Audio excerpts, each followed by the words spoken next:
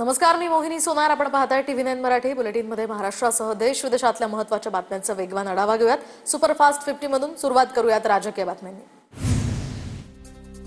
मंत्री माणिकराव कोकाटे रमी खेळत असतानाचा व्हिडिओ. रोहित पवारांकडून ट्विट. शेतकरी आत्महत्या होत असताना कृषी मंत्री मात्र रमी खेळतायत, रोहित पवारांचा आरोप.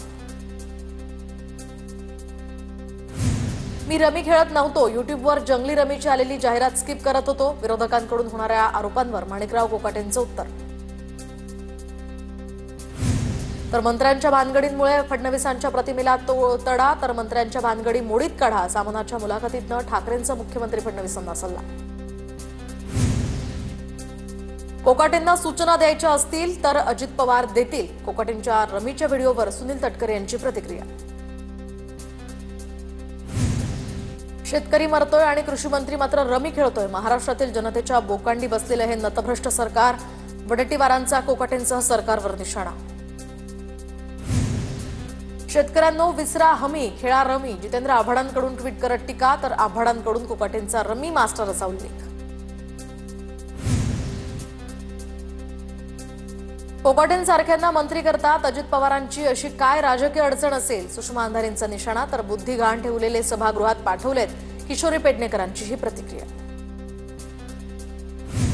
शेतकऱ्यांच्या आयुष्याचा खेळ करून मंत्री ऑनलाईन रमी खेळतात. मंत्रीपद न राहण्याच्या सर्व अटी कृषी मंत्र्यांनी पूर्ण केल्या.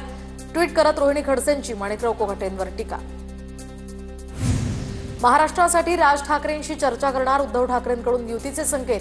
तर आम्ही एकत्र आल्यानं मुस्लिम गुजराती लोकांना सुद्धा आनंद, पण अनेकांना पोटचूळ. ठाकरेंचा शिंदेंच्या शिवसेनेसह भाजपला टोला. उद्धव ठाकरेंच्या मुलाखतीमध्ये वैचारिक गोंधळ. मुलाखतीतनं राज ठाकरेंना मराठीच्या मुद्द्यावरून मिठी मारण्याचा प्रयत्न. उद्धव ठाकरेंच्या सामनातील मुलाखतीवर केशव उपाध्यायांची टीका. भविष्यात शिंदे आणि उद्धव ठाकरे सुद्धा एकमेकांना मिठी मारतील. राजकारणामध्ये कुणी कुणाचं कायमस्वरूपी शत्रू नसतं. शिंदेंच्या शिवसेनेचे आमदार प्रताप सरनाईक यांचं वक्तव्य.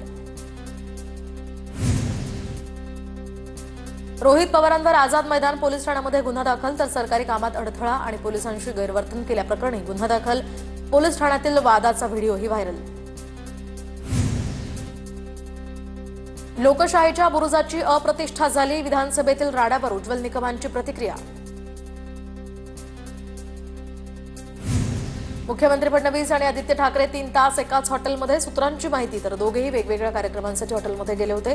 भाजपच्या सूत्रांची माहिती.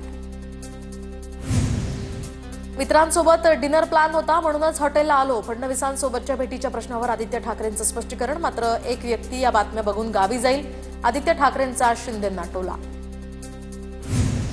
वैर माझ्याशी होतं तर बदनामी बीडची का केली? न बोलण्याची डबल सेंचुरी झाली.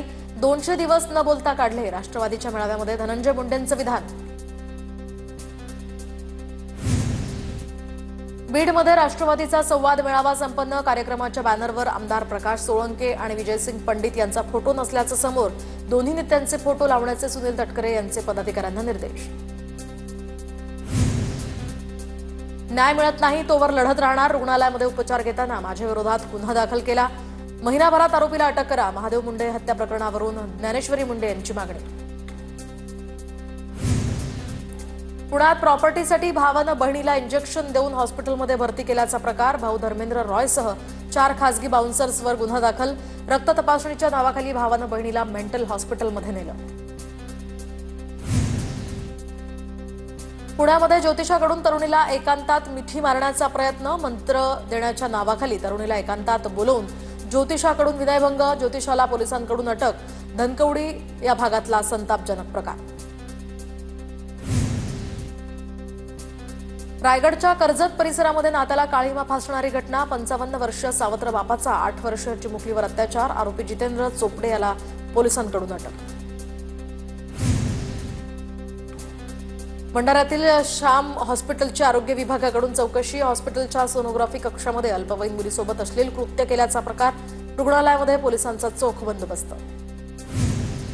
भिवंडीतील बनावट अमूल बटर उत्पादन कारखान्यावर एफडीएची कारवाई. भुसावळ कंपाऊंड कासिमपुरा या परिसरातनं 2 जणांना ताब्यात घेतलं. तर एफडीएचे हे अधिकारी कारवाईमध्ये 1,13,000चा त्यांनी मुद्देमाल जप्त केला. विरारमधील व्यावसायिक गॅस सिलेंडरच्या काळा बाजाराचा भंडाफोड. घरगुती गॅस सिलेंडरमधील गॅस व्यावसायिक सिलेंडरमध्ये भरल्याचा प्रकार. वसई पुरवठा विभागाच्या कारवाईमध्ये 6,33,000चा मुद्देमालही जप्त. मालेगावच्या हिंगलाज या दुहेरी हत्याकांडातील संशयित आरोपी सलमान मनसूर शेखला अटक. उत्तर प्रदेशातील मेरठमधून त्याला पकडलं. वृद्ध दाम्पत्याची हत्या करून पुरावा नष्ट त्यानं केला होता. इचलकरंजीमधील राजाराम स्टेडियमच्या नूतनीकरणाच्या कामाला गती देण्याची मागणी. व्यायामासाठी या ठिकाणी पर्यायी व्यवस्था करा. क्रिकेट असोसिएशनच्या आयुक्तांकडे मागणी. लातूरमधील अहमदपूरजवळ हगळद या गावाच्या तलावामध्ये जेसीबी बुडाल्याच्या घटनेला 5 दिवस पूर्ण. अद्यापही जेसीबी चालकाचा शोध नाही. चालक संजय पवार पाण्यात बुडाला की निघून गेला याचा तपास सुरू. धाराशिवच्या तुळजापूर ड्रग्ज प्रकरणात अपडेट. जामिनावर बाहेर आलेल्या आरोपींवर सुद्धा मकोका अंतर्गत कारवाई होणार. 15 ऑगस्टच्या आधी सर्व आरोपींना अटक करा. सरनाईकांचे पोलिसांना आदेश. पुण्याच्या आळेफाटामध्ये घरफोडी करणारी टोळी जेरबंद. 5 जणांना अटक तर 5 जण अद्यापही फरार. टोळीकडनं 12 लाखांचा मुद्देमालही हस्तगत. नांदेडमध्ये 20 दिवसांपासून पावसाची दांडी. सोयाबीनचं पीक सुकण्यास सुरुवात. खरीपाची पिकं धोक्यात आल्यामुळे शेतकरी चिंतेत. परभणीमध्ये शेतकऱ्यांवर सध्या दुबार पेरणीचं संकट तर शेतकरी अडचणीत. खरीप पिकांना पावसाची अद्यापही प्रतीक्षा. हिंगोली जिल्ह्यामध्ये मोठ्या पावसाची शेतकऱ्यांना प्रतीक्षा. पाऊस न झाल्यास पिकांवर नांगर फिरवावा लागणार असल्यामुळे शेतकरी सध्या आर्थिक संकटात. नाशिक जिल्ह्यातल्या विविध धबधब्यांना सध्या प्रवाहित रूप तर भावली धबधबा परिसरात पर्यटकांची गर्दी. पर्यटकांनी लुटला नृत्याचाही आनंद. अकोला शहराला पाणीपुरवठा करणाऱ्या महान धरणामध्ये 30% पाणीसाठा. अकोला शहराच्या पिण्याच्या पाण्याची समस्या आता मिटली. रत्नागिरीमध्ये पावसाळ्यामुळे धबधबे प्रवाहित. रत्नागिरीतला पानवल धबधबा या ठिकाणी आकर्षणाचा केंद्रबिंदू. पर्यटकांची इथे गर्दी. फेसाळणारे धबधबे ठरतायत पर्यटकांसाठी आकर्षण. चाळीसगाव तालुक्यातल्या धरणांमध्ये फक्त मृत पाणीसाठा शिल्लक तर दमदार पावसाची अजूनही प्रतीक्षा. मन्याड धरणामध्ये केवळ 12% पाणीसाठा. गेल्या 20 दिवसांपासून पावसाची दडी. धुळे जिल्ह्यातील 12 मध्यम जलप्रकल्पांपैकी 6 मध्यम प्रकल्पांमध्ये 50%पेक्षा कमी जलसाठा. लघु प्रकल्पांमध्ये 29% जलसाठा. जोरदार पाऊस न झाल्यास आता पाणी टंचाईची शक्यता.